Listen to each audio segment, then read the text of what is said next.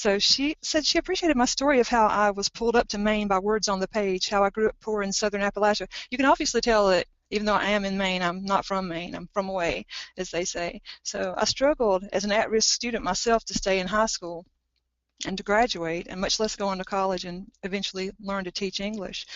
So she invited me to write my story for the We Learn newsletter, which was a wonderful thing because before that I had only been published in poetry. And she encouraged me to continue writing my memoir, which I'm still working on. Recently I've had an excerpt published in a peer-reviewed journal called Spring, which is the oldest Jungian psychology journal in the world. But speaking of peer-reviewed journals,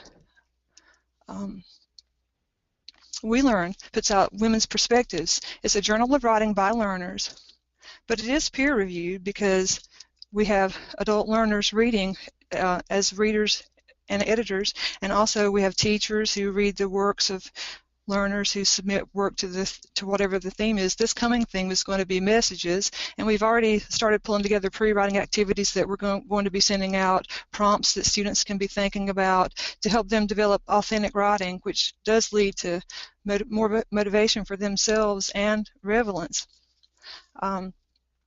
Writing that can make a positive impact, just the way my positive impact essay did for me, boosting my own confidence as a writer, making me want to continue writing. So it makes learners feel important because they are important. Their ideas can help prompt other people to write more themselves. So we're going to be talking about messages, what kinds of messages we see every day, what kinds of messages we send out.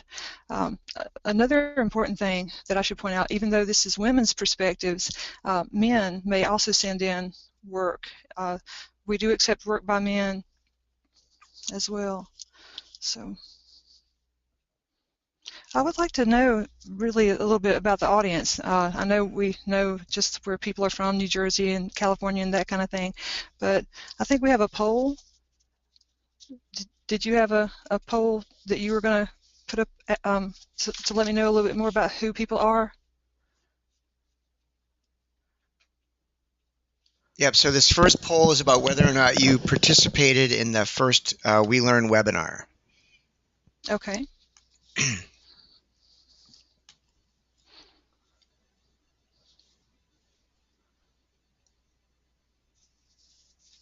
This is a quick vote. People are jumping in really quickly. Oh, okay. So I'm going to close the poll in just about a second because almost everybody's voted. And the results are about 21% yes and 79% no. So many of the people did not participate in the first webinar. So that's something good to know, Geraldine. Oh, yes, it is. Well, yeah, because I am going to be doing some summarizing and some repetition, but let me go ahead and move ahead. So the last one was Ready, Set, Right, Getting Started. Oh, let me see. I went too far over. Okay. So the last one was Ready, Set, Right, Getting Started, and this is, of course, Ready, Set, Right, Getting Deeper. But in that one, we talked about various ways to get started writing. So some of this is going to just be a review of the last. As hard as it is for writers to get started, it's often just as difficult to wrap up. So it's important to look for keywords and key phrases after writing the draft, which is a work in process. So lots of times keywords will be repeated at key places in the essay, and keywords will just remind you what it is you need to be doing. So in a narrative, for example, you're going to give attention to details. You may have heard the phrase, "Details can make all the difference," but another older phrase is "the devil is in the details." So it's tricky. It's very tricky to know which details to leave in and which ones to take out. How much repetition is too much, that kind of thing. You know, the golden number you've probably heard is 3. But 5 is another number that appears lots of times. How long should a paragraph be? Most people would say 3 to 5 sentences, for example. Well, I probably should have asked you how long is a paragraph. And we've all heard of the 5-paragraph essay. So we were on the keywords. So as important as it is to, actually I had gotten up to the keywords, and keywords could be repeated 3 to 5 times. So writers could look for words or phrases that might help to build a statement of significance for the end of the essay and help them create a corresponding title for the finished work.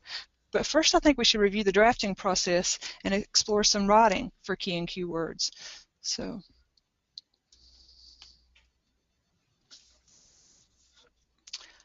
Writing is a Okay. process with steps or stages. So Eric, We did you want to say something? we can see this now. Oh, Okay, so okay. just keep going. Wonderful. That's great then. Awesome. Okay. So writing is a process with steps or stages. And I have actually spent an entire class period in my comp classes on the university level just talking only about the writing process and these steps or stages and having students get into groups and do some of these pre-writing activities, brainstorming, listing, clustering. It can take a whole class period, but I had only planned to be about 2 minutes on each slide and now maybe less. So, all right. So in the pre-writing area, this is a lot of times you don't even think of these kinds of things as writing at all, because it can include things like watching TV, listening to music, looking at pictures, really anything that will inspire you about a topic. It can be as endless, this part can be as endless as you want it. Listening to music, all this thoughtful, thought-provoking stuff that you do in everyday life that could end up being the foundation for an essay. The planning stage, this is where you begin to organize your thoughts and materials, where you come up with a working thesis, and I put that in quotation marks because it can change depending on the content.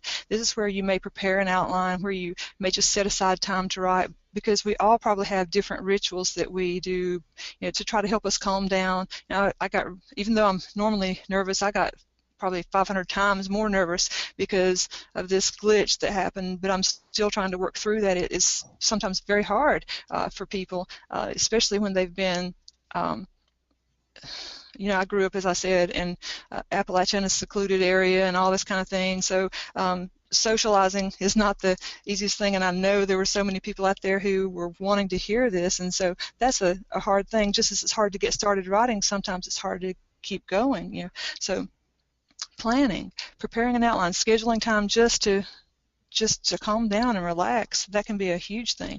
Drafting, this is where you just start writing. If you're working on a draft, you don't worry about mistakes, you don't worry about gaps in research knowledge, anything like that, because that can be filled in later. You can do more research. In fact, research can be done in any part of this process except for the drafting part, because that's, again, where you're just going to put something down. Revising. Revision actually does mean re-see. So this is where you're going to re-see the work. You're looking for global problems, large-scale issues with the work. This is where, if you do notice a gap, then that's when you can go and do some more research, which again is a process in itself. It can loop back on itself. Every process has steps or stages that may or may not have to be done in a particular order. So in editing, a lot of times people will lump revising and editing together and try to do them both at the same time. In fact, some writers get bogged down in editing while they're drafting, and that's a mistake. You probably have seen lots of times students writing an essay and then they'll start scribbling out words and phrases. They're not happy with that, and then they really can't continue. So I break revising and editing apart because I see editing as more of a local problems, as small-scale issues, spelling, grammar, mechanics, and sometimes those are sometimes the easier fixes. Once you can identify a problem, you can go back and correct those much easier than you can to go and add in extra content. Okay, so now I'm going to move on and we're going to talk about an organizational model. I think this is a wonderful thing, a fantastic model for writing, and the first time I ever saw it was in a workshop that Marie and Shelley did at WeLearn. So I now use this in my composition classes. So if you look at the hand and think of this, what is the subject of the essay or the topic of the paragraph? That's the introduction, so that's the thumb. Paragraph 1 or sentence 1 would be the index finger, paragraph 2 or sentence 2 the second one, the paragraph 3 or sentence 3 the third, and then the conclusion is your pinky, and it's smaller, yes, but it links back to the beginning, the introduction, which is also small as well. So I guess the meat of the essay would be the actual paragraphs, or the meat of the paragraphs would be the middle sentences. Probably everyone should look at that slide 5, even though I had wanted us to move to slide 6 now. Yeah. All right. So here's the hand, right? Okay. So everybody get the hand, right? And so we can move into the next one. Yeah? Okay. So now you're seeing organization. So it's important to remember that the hand model is a standard model to follow for that 5-paragraph essay that's traditional for academic writing. Most readers are going to expect the thesis and topic to be at the very start, but the topic sentence can really go anywhere in a paragraph. They say that the most important parts of a paragraph are the beginning, the middle, and the end. That's really the whole thing, but the first thing you're going to see is that first sentence, and the last thing you're going to see is the last sentence. If you're thinking of the hand model in terms of paragraphs, though, the conclusion would actually be maybe a transition into the next sentence, into the next paragraph too. So even though it does say conclusion, you're going to be thinking of transitional words and phrases to help connect the whole essay together. So some transitional words or phrases could be used to help with illustrations or examples, to show comparison, contrast, addition or emphasis, to show time or space, to give more details, make concessions, to summarize or conclude, to introduce consequences or results, or give suggestions. And there are certain words you could use for each. Some of these are going to be overlapping, but some things that might come to mind would be for illustrations, as you see. For examples, of course, they'll stand by for example. What are some transitional words or phrases that you've been working with? Would anyone like to volunteer some examples for some of these, like to show time, first, second, third? What are some things that you've used? All right, so that's a question for everybody. So you can use the question section. What are some of the transitional words that you've been working with your learners to kind of help them thinking about organization and sequencing? And while you're doing that, I see Catherine and Doretta, you have your hands up. Did you want to?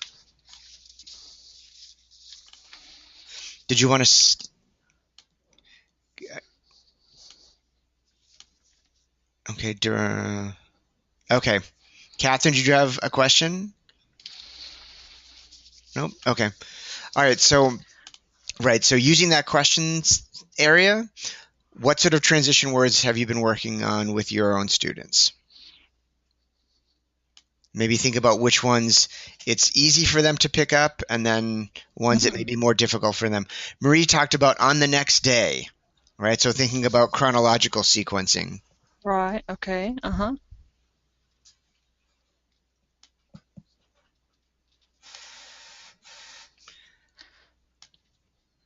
And then Doretta has a phrase where while the blank was occurring. So leaving that space open for how things are going to sequence, but while this was occurring, and you can fill in the blank. And then Jody's pointing out that understanding contrast transitions with concessions the most difficult to understand, right? So that it's very easy to be like, yeah, this or this, but when you're thinking about concessions. Selena is pointing out most importantly, least importantly, right? So again, the organization in terms of hierarchy, in terms of priority, is also something that we can work on with our learners. Excellent. Yes, it's sometimes hard for people to find the opposition, the opposing idea, because when you're doing research, you want to find things that are going to agree with things you're saying, but showing in contrast or on the other hand, however, or although, those are important things, right. Important transitional words and phrases. Okay. All right, so let's look at another organizational model for writing essays now. Marie and Shelley also talked about a hamburger that they had seen, and I hadn't actually ever seen that. So directly after their webinar, I went and Googled hamburger model, and I saw the meal plan. That very same day, my daughter came in from school, and she had written an essay using that format. And of course, I could not use their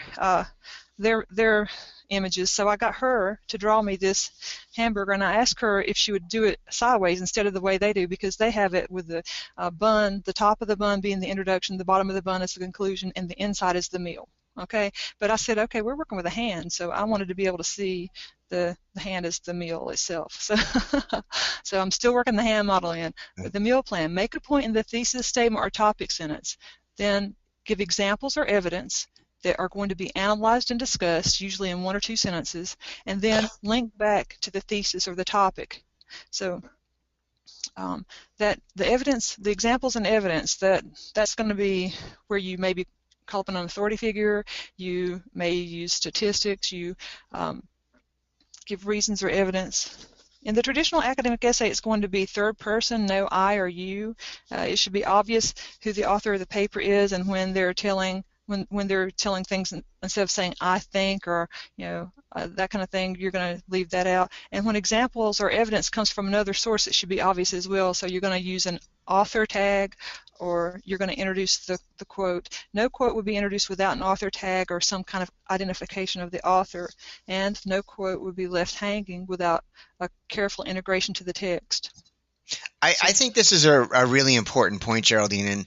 And, I see my own students at the university still struggling with this, where they'll use a quote from something that they read, and they'll be very fastidious about citing it. They'll make sure that they're not plagiarizing. They'll put the quotes around it. They'll put the page that they got it from, but it will just be stuck in the middle of a paragraph. They won't introduce it. They won't build on it.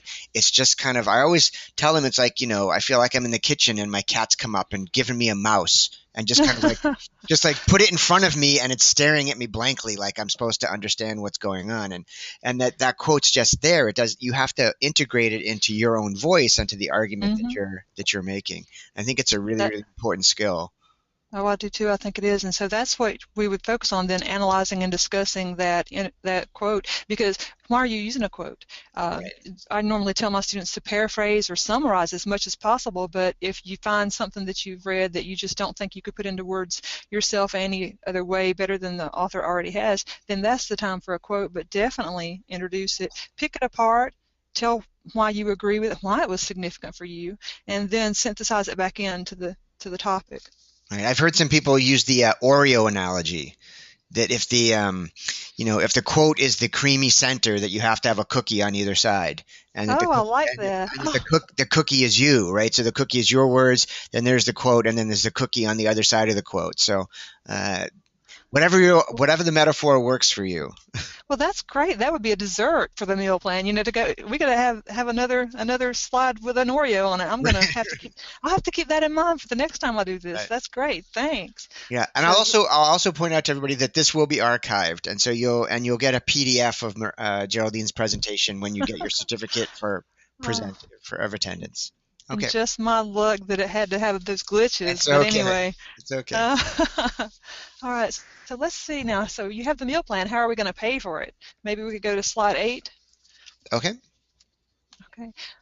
In previous workshops I've done, I've talked about attitude, tone, and mood, and whenever I was going to do this, I said, okay, I need an image for this too. So my daughter graciously also drew me this. So, and then she talked about how was I going to pay her. But okay, how do you pay for your plan? Attitude, tone, and mood. What kinds of language are you going to use, and how is that going to affect your audience? You have to choose words that are appropriate for your purpose and audience. So you wouldn't want to choose something that would stand out. So you're going to want to avoid slang or jargon unless it's appropriate. So you do have to spend some time analyzing your audience. Who are you writing for? And look back and see if you're thinking, I've repeated a word too many times and you have a thesaurus handy, that's a good thing to use, but you're going to want to pick a word that's going to be a word that you would normally use, otherwise it's going to stand out like a sore thumb. And if your content's really serious content, then you're probably not going to want to choose something funny, although humor can be a good rhetorical tool and a great device, it can also backfire.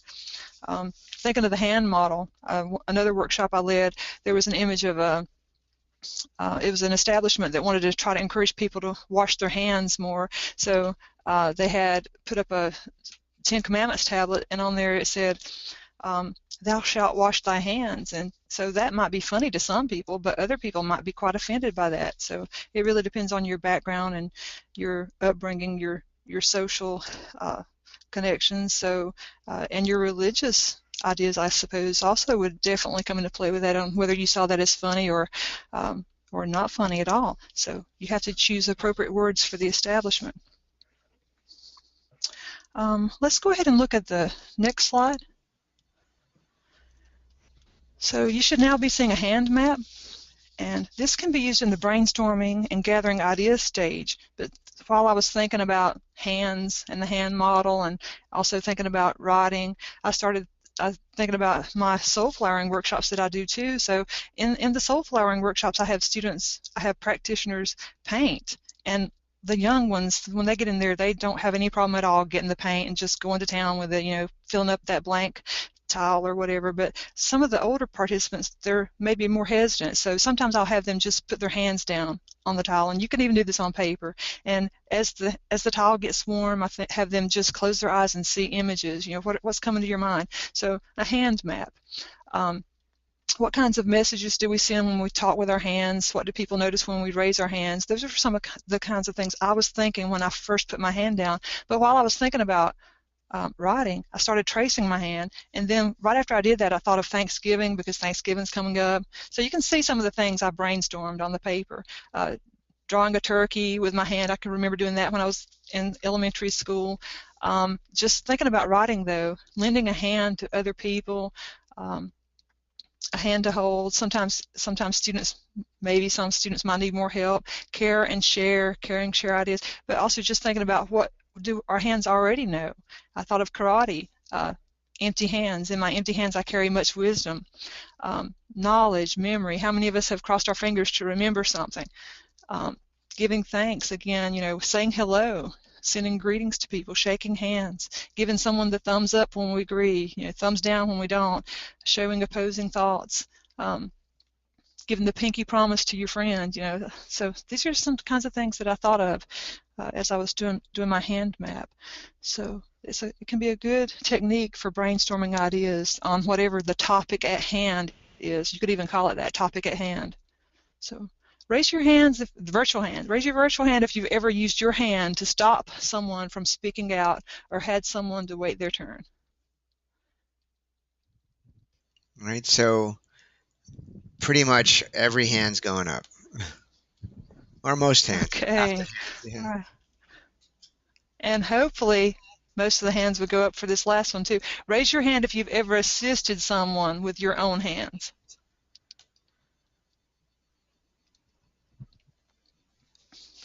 Yeah, almost all the hands are going up.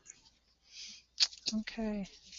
All right, so, and you could use this hand model in writing what is already there, what's already on the page, what wants to come into being. You know, and this kind of hand map might help it along, help the content come into being. Some people are pointing out that because of their ethnicity and their upbringing, that they use their hands quite a lot when they're communicating. Oh, definitely, yes. And you know, a lot of times people will gesture quite a lot, and sometimes people will pay more attention to the hands than they will the content. But then again, sometimes the hand gestures can actually help you remember what someone said, because you'll be thinking about that. So. Right. And I think the point, one of the main points of this is that there's many different ways to get the brainstorming started, but certainly using visual prompts and all of our senses, including, you know, tracing, sketching, drawing, anything that works to get your brain going is something you can explore in the classroom. Exactly. So continuing to think of the hand model, though, let's go ahead and go to the next slide. Going back to the reasoning and evidence, because that's the center, you know, the meat of the meal, I guess you could say, the middle. Well, it's the lettuce and tomato and all that too, if you think of the hamburger. But the reasoning and evidence, and again, five things. One book I taught from used this mnemonic device to remember, you know, RENNS. So if you can remember RENNS, you might be able to remember reasons, examples, names, numbers, and senses. So just the names would be the authorities you call upon. The numbers could be statistics. A lot of people think of statistics as something that would add a lot more authority to the work, but I always have to tell my students that the same set of statistics could be used in more than one way. So they need to keep that in mind too. And again, not to just put numbers out there without connecting it in. But the appeal to senses, lots of times those are going to be the way that you're going to end up making the deeper and more lasting connections. So the colorful language and vivid descriptions that you use. Let's go ahead and look at the next slide. Again, 5 things. The senses: sight, sound, touch, taste, and smell. But although I have also put out the sixth sense, intuition, and that could be what's already there, what's underlying, you know, wanting to come into being, that you might have to just use your gut feeling to find out. So using the senses may help you make more sense to readers or make deeper, longer lasting connections, and we're going to do some work with that in just a little bit. So slide 11, I'm going to be using now content directly from Shelley and Marie's Getting Started workshop. So they had a longer essay that they wrote, and I'm really going to pay closer attention just to the first paragraph. So the first paragraph, the first sentence, the introductory sentence was, Julie is walking to the store, and on the way she saw kids play with a kite and stopped to watch them. So in the editing stage, tenses would be adjusted to be consistent, and present tense would probably be recommended because that's what the author starts out with. And present tense does make an audience feel as if this is happening right now. So that's probably what would be recommended. The kite was blue and white striped. If we look at the next slide, so slide 13, the kite was blue and white striped. Watching the kid play with a kite, we don't really necessarily, we might not even notice on the first read that there's a word missing, but later we're going to see the word enjoyed appear again. So we're going to go back, and as we're looking back, we'll see, oh, that's one of those repeated words, so that's a key word, enjoyment or enjoyed. If we can go to the next slide, one kid was holding the kite and the other was holding a string. And then the next slide, the kid holding the string started running fast, and the kid holding the kite let go, and up the kite soared. And then the next slide, Julie was glad she walked to the store because she enjoyed watching the kid play with a kite. So there's the word enjoyed. So we know that that's a key word, and it's repeated. So now we're going to see the whole paragraph if we look at the next slide. Together the sentences make a paragraph. Julie is walking to the store, and on the way she saw kids play with a kite and stopped to watch them. The kite was blue and white striped. She enjoyed watching the kid play with a kite. One kid was holding the kite and the other was holding a string. The kid holding the string started running fast, and the kid holding the kite let go, and up the kite soared. Julie was glad she walked to the store because she enjoyed the kid play with a kite. So that one paragraph tells a whole story. Let's look at the next slide. So here, editing the paragraph, where you can see that it's in present tense now, and that was because, that was recommended because of the first sentence, the first part of the first sentence. But I've also added in some things with red bows. I added that in.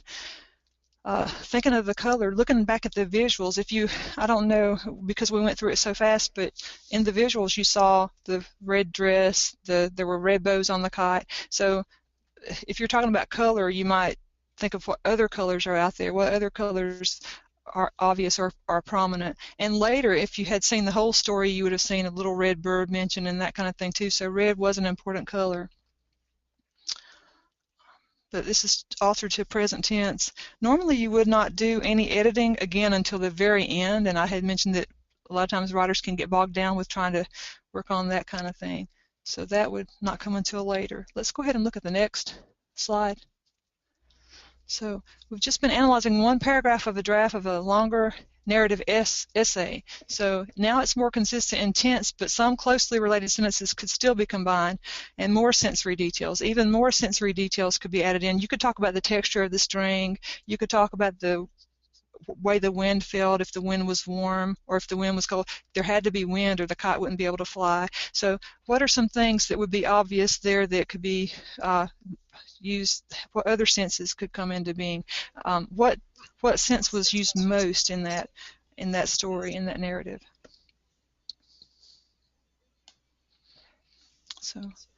So people can respond to that. So visual, Arlene saying visual. Mm-hmm.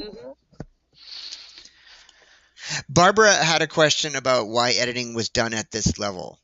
I think why it's difficult, or no, why now? I think, right? Oh, is that your question, Barbara? Why at this stage of the process? I wouldn't recommend it to be done after one paragraph, but just for time, I didn't want to really use a whole entire essay for editing because of the factor of time, and I thought this one paragraph actually does tell a pretty complete story, so okay. That's why we're looking at one paragraph. Does that make sense? Yes. Does that make sense, Barbara? So that normally you would have the whole piece, and then you would go back paragraph by paragraph. Okay, yeah, that's what you meant. Okay. All right. So let's go ahead and go to the next. We're going deeper. You really want to focus on more than just editing, and adding in more sensory details. Those would be global changes. That would be going deeper. So, okay. And I had mentioned already with the next slide, if the author notices the colors red, white, and blue in the paragraph, those colors might be repeated in the narrative for greater emphasis. It could be as simple as describing what the kids were wearing, a red cap and blue jeans and white sneakers. The author may or may not mention Julie's red dress. It really depends on what message do you think that might send out, and what is your intended audience, and that kind of thing. It should be okay for her to wear whatever she wants, of course, but you need to take into consideration author purpose, audience awareness, and that kind of thing. And there's the flip side to this too, is that once students start thinking like writers about why they would choose a particular color or a particular verb, that when they're reading somebody else's work, a short story or something that you're reading for class, then all of a sudden the work of that author becomes a little bit more transparent. Right? Mm-hmm. I think a lot of learners think the author just kind of writes it and it's kind of one big piece that comes out of their head, and they don't necessarily think about the choices that authors make. But when they make those choices themselves, all of a sudden that process becomes much clearer to them. Mm-hmm. I agree. So going back in, that the editing stage, that's when you're just making those basic small changes, but with the revising, you're re-seeing the whole thing, so you're going to be going back in and adding a lot more content of that sort. So, and it doesn't come out all in one excellent piece, and for most writers on their very first draft, so it does take lots of work. All right, let's look at the next slide.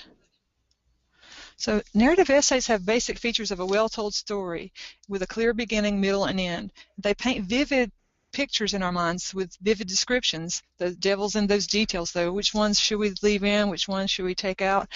They also give autobiographical significance. And all those elements were in that one paragraph about Julie watching the kids play on her way to the store. Although, again, I mentioned it was developed into a longer essay in that first webinar with Marie and Shelley. If you want to see that, it is archived, I'm sure, right, Eric? I mean, so they could go back and look at the first one if they wanted. Yes, everything's archived on the NJAL YouTube channel, and I think WeLearn's probably going to have it up on the WeLearn page pretty soon, too. Okay, yes, so they could go back and look at that and see the bigger story, but they talked about a little puppy that was doing tricks and a little red bird that was seen. The overarching theme of that whole narrative seemed to be joy in making the decision to walk to the store instead of to take a drive. So, and that really is, I think the enjoyment is evident in the first paragraph because of that one word that was repeated twice, enjoyed. Even though it was left out, it was obvious that that word needed to be there. So a case could be made for the theme of freedom, since you think of the use of color in the story and the visuals. So the overall significance of that story might be that it made her feel like a kid again, full of energy, independent and free, sort of like if you think of the nation, the young nation, so independent and free. Let's go to the next slide. So we're going deeper. What would be a good working title for the narrative? Would you have any suggestions for the author? Now remember, working title, it can change depending on the content that's added, but sometimes a title can help give focus and direction to an author. So if you go back and think of that paragraph, what are some good suggestions for a working title for the author? I already asked the one about the senses, and you guys said visual. Yes, the sight, and definitely I would agree with that, but any suggestions?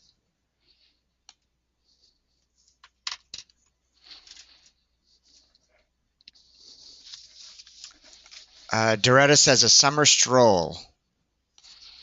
Okay. That's nice. So I like the word stroll. Yeah. I do too, because yes, and we also have the idea of summer, so now we would think of the wind as being warm, right? So yeah. Robert says the sound of the sea. Selena says enjoying a walk. Okay, so if we have the working title, The Sound of the Sea, we're going to probably want to have some images of the sea in that narrative, which we don't have right now at all. So we would have to add in quite a lot of details. What was the other one? Enjoying the stroll, enjoying a walk. Okay. Summer stroll, enjoying the walk. Okay. Those are good. I think Robert had seen this slide that I thought we were moving ahead to this, and so I think he was anticipating talking about this image here, which is the ocean. Oh, awesome. Okay. That makes more sense. Yeah. Okay. So why don't why don't we move to this slide? Why don't we move Okay, to yes, the, let's go ahead and do that. So, of course, you guys really, you understood too that we had used this the sense of sight more than any. But could you use each of your senses in a descriptive paragraph about the image of the ocean? So, what do you see? How does it sound? And try to answer all these questions. And in answering these questions, you might have an entire paragraph, really. What do you see? How does it sound? How does it feel? You might want to go ahead and try to answer these questions. yeah, so you can share those like you did the other ideas by using the question section.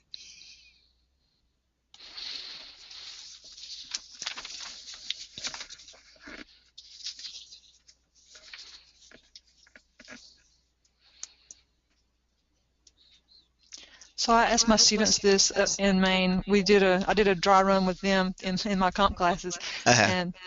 and the question is, where are you? That's another one of the questions down there. Right. So a lot of them thought they were in Maine. Uh-huh. So, but where do you think this is?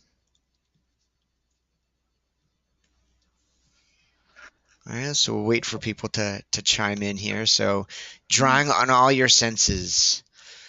So Robert says the endless horizon, the soft sand under our feet, and he thinks Washington State. So I think like the endless horizon, that's a nice adjective, and the soft sand certainly qualifying the sand. Selena says, I see waves breaking on the shore. Right, Okay. bringing those waves to life by breaking. Mm-hmm. Arlene says it smells clean and fresh, and it looks like her neighborhood. That's a nice neighborhood. Yes. Breezy salt air brushes against my skin as I think about rolling down a sand hill to the sands and shell near the shore. Very, very nice, Barbara. Michelle says, a misty gray sky, the distant splash of a seabird, a cool damp breeze. This is starting to sound like haikus. Yeah. Barbara says, home on Long Island. Doretta says she sees froth.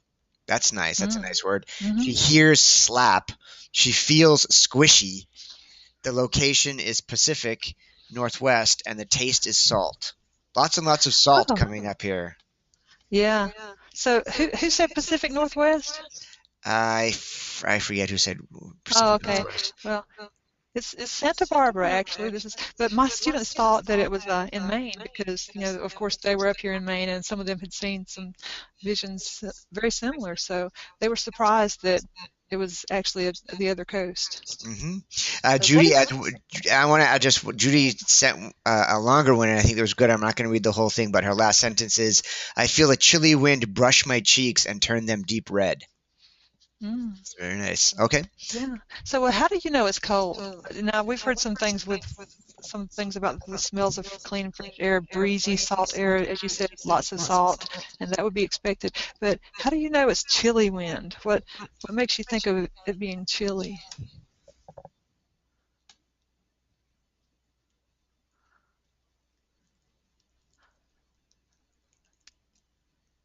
It was pretty cold that day. The mist, the fog, no sun.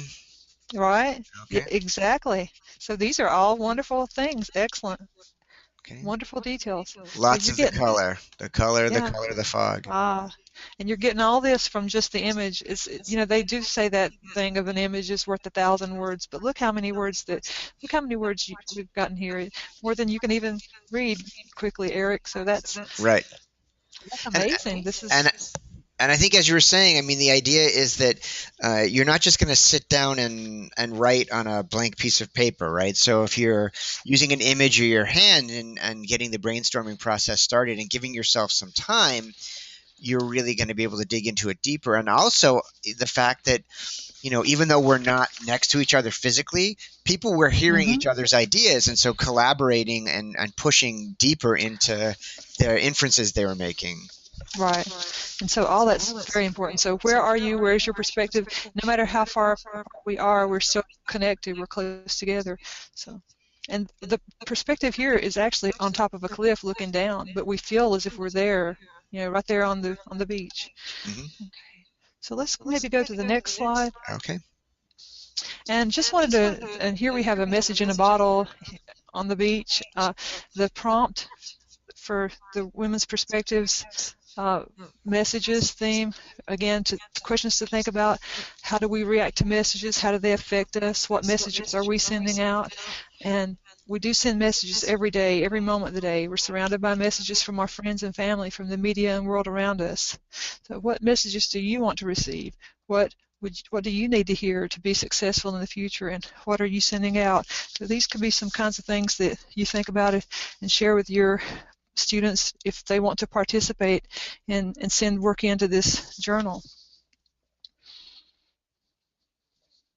So, the women's perspectives, if you look at the next slide, Journal of Writing by Learners, the 2015 topic is messages, and you can check our website or newsletter for updates, contact us, or visit We Learn Women Perspectives. Are you still hearing me, Eric? Yep. Hello? Yep, I can hear you. Okay. Okay. All right. For a second, I thought, okay, I had lost. All right, so let's go ahead and go to the next slide then. I just wanted to thank you all.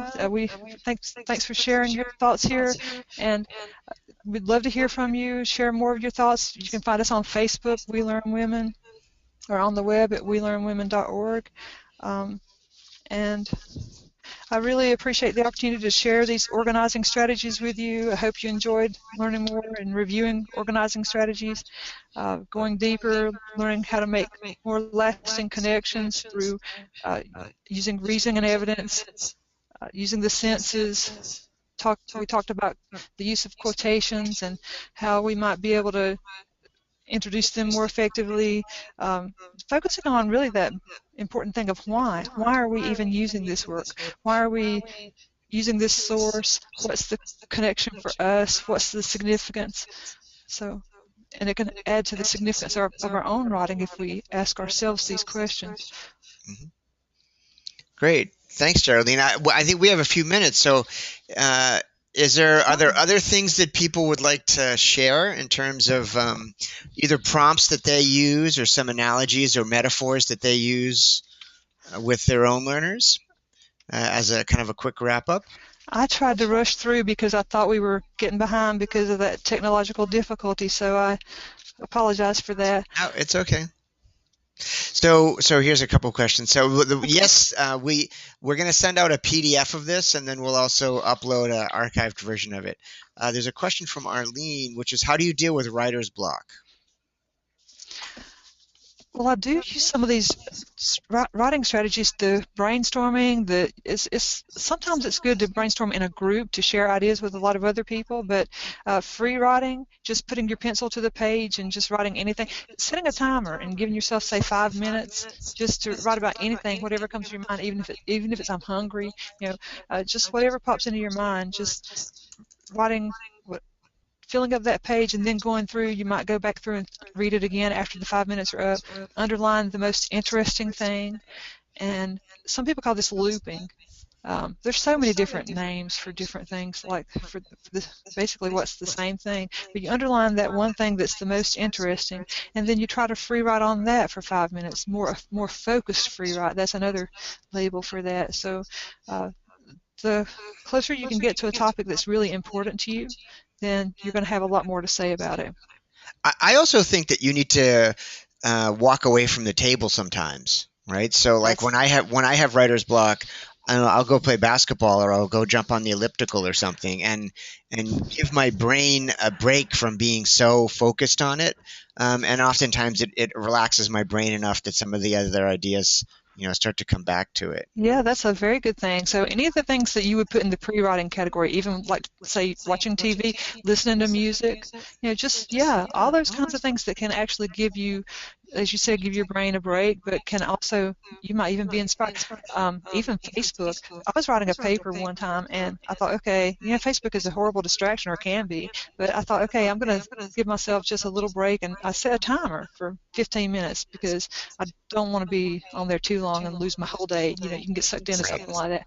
But on Facebook, I saw a video that was on the same topic that I had been writing about, and it was inspirational. So I was able to use that as a source. Mhm. Regina gives this metaphor of appetizer, main course, and dessert. And I think a good way of thinking about like setting it up, to delivering the goods, and kind of like, following up on it. Selena says as an activity, she has a student write from the point of view of an apple sitting on a kitchen counter to get a Oh, student to focus on a point of view and description. So, I like that. the Selena points out that students do struggle with incorporating sources into their writing, that they're supposed to have 20% research support and 80% themselves, and it becomes difficult for them. Mm, I think this is going to come up more and more, especially as we're supposed to acclimate ourselves to the career and college readiness standards. mm, So this is maybe something that NJOL and We Learn could explore doing another workshop on, particularly working with research, and using research. Earlier in the hour, Marie had pointed out that maybe doing a webinar on citation would be good, and we can kind of do those together. oh, that would be good. Yes. Okay. Um, That's probably the part where you were talking about how students do citations and usually right. do them pretty well, but they don't really introduce their quotes. Right. So Regina's clarifying that when the meal is the appetizer, you start with the appetizer, then comes the main meal, and last the dessert. So you have the introduction, the body, and the conclusion. Hmm. Um, Doretta was talking about, in addition to writer's block, kind of like ways to increase lyricism. And one of her suggestions, and the flow, and one of her Hmm. suggestions was talking to people, and having casual conversation with strangers, right? So, Yeah. you know, uh, one of the things that we know for a long time is that the more you read, the better you are as a writer, right? Because you have more models, you have a larger vocabulary, and more of a sense of the conversations that go on. But certainly, like talking to people and getting a sense of why other people use language, I Hmm. think it's really, really important. So I think these are all great ideas, and particularly if we want to follow up on the kind of nonfiction, maybe we can do a webinar specifically on nonfiction and how you do research, and how you use Hmm. citations and all that sort of stuff. But I know that we are at the top of the hour. So I'd Okay. really like to thank Geraldine, and I think you Well, did a good thank you very job. I know much. you were a little Oh, nervous and you had some tech problems, but I yes. think it turned out okay. Well, thank And you very much. I